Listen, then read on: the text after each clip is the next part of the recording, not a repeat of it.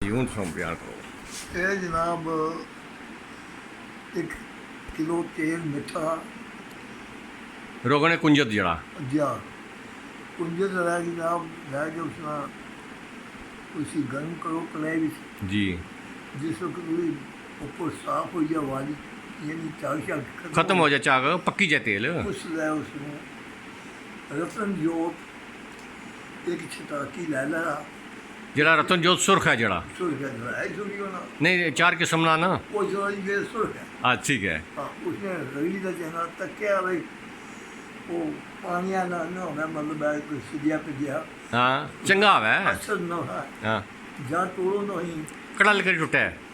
चिकनी नहीं चिकनी है भाई अच्छा चिकनी है ठीक है। मैं तो ना वो जो बहुत कुसली ना है वो ले ना वाली दोस्ती जिस वो तेल भाजी खाई रहा है लाई तो थल्ला पे रतन जो एक तोला तोला नहीं है चुटकियाँ मार रही हैं चुटकियाँ मार रही हैं ठीक है। चुटकियाँ मारने के बाद ठंडा हो जो ठंडा हो गया सेक नहीं देना बस बात लोग सड़ी जाना बाद असर नहीं दे वो लाई दे उसी कर दो फिर पास ठंडा हो ठंडा हो गया ना फिर पासपोर्ट हो गया कितना हुआ है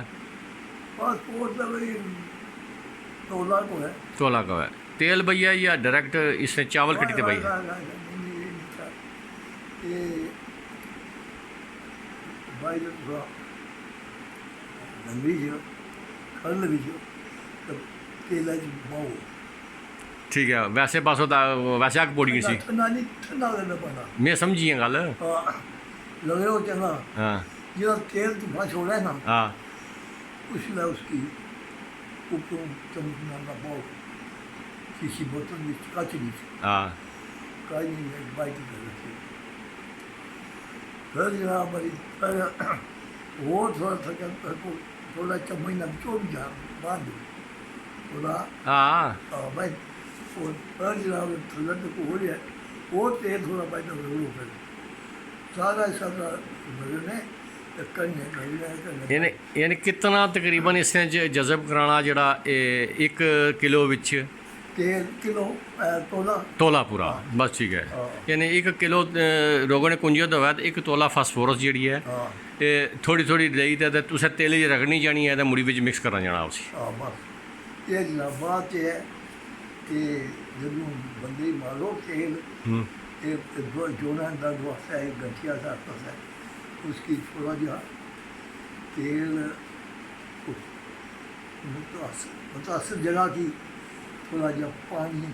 छटा मार दिलाओ ताकि साड़ा ना हो। हाँ सड़ा ना साड़ ना जाए वो मार तो या तुम्हें थोड़ा करना पड़ता है पूरा गलना बंद कर दी पूरा लगने के बाद तुम निकल दो थोड़ा पानी छटा मार दो पास कर एक याद रखे कि उससे भी कोई किंकरी जड़ी होगा ना पासपोर्ट नहीं वो जिंदा नहीं मारनी चाहिए आओ आग लानी है नो आग जलाएंगे क्या करने वो से नहीं अगर इससे की मसलन फ़र्ज करो ये तुसा ये तो ज़बरदस्त नुस्खा तुसा बनाया आजमूदा तुसा भी पता है तुसा बेचिया बहुत अरसा इसकी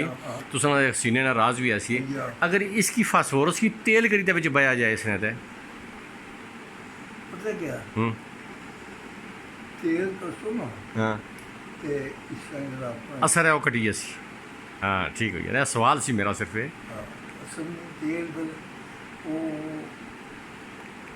ये सारे इन्होंने खानदानी नुस्खा सी जरा अरसे तो